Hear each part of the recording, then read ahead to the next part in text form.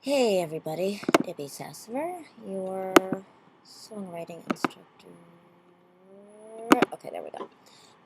Okay, let's go over just some quick stuff about triads. It does get confusing.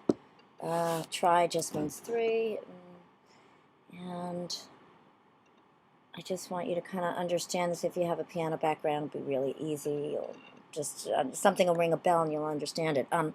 Okay, so this is the major scale, is do, re, mi, fa, sol, la, ti, do. It defaults to the key of C major. And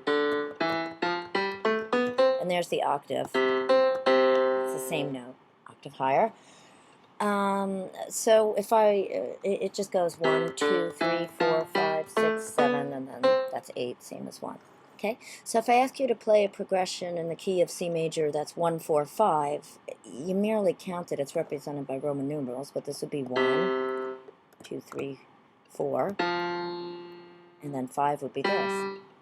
1, 2, 3, 4, 5, 6. So if I had to play 1, 5, 6, 4 in the key of C major, okay,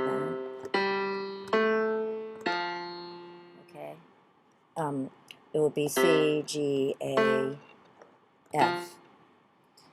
In that key now, I could be in any key, and it would be the same concept of the first, the second, third, fourth, fifth, sixth, seventh, and then the octave, which is the first again.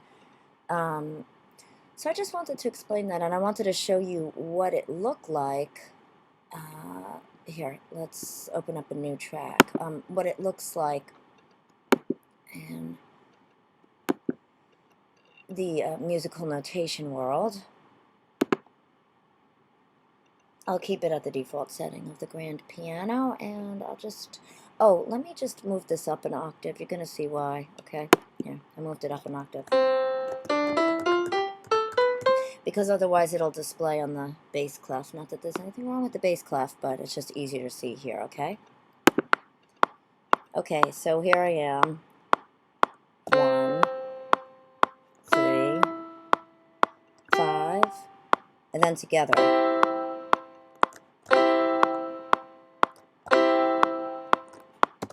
Okay.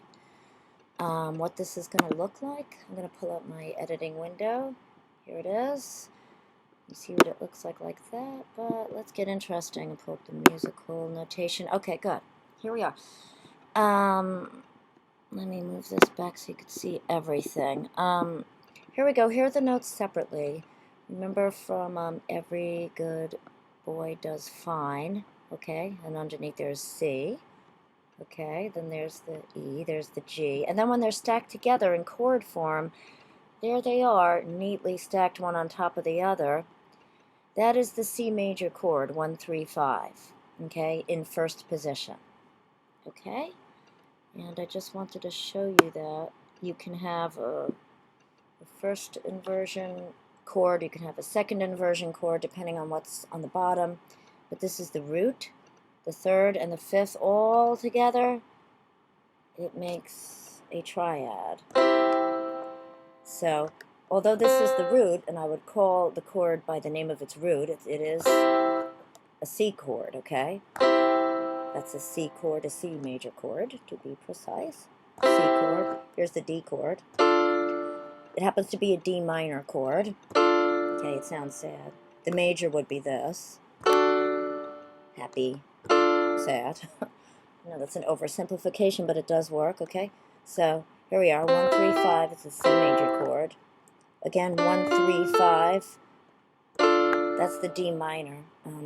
It has to do with the third. If there's only, it depends where the third falls.